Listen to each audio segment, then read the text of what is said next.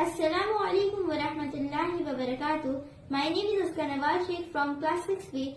I am going to do an experiment from flower, how it observes water. First, we have to pour water.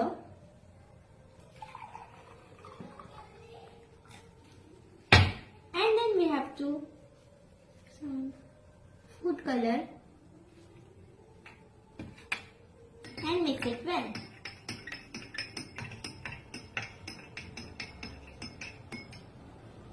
After that, we have to take white flour and put it into the glass and leave it for 12 hours.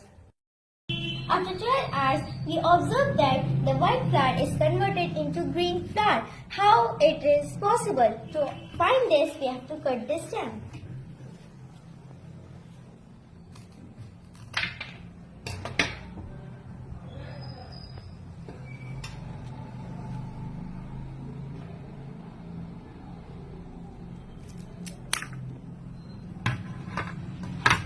There are green lines. It is called xylem. It helps to conduct the water or minerals from the roots to the other parts of the plant.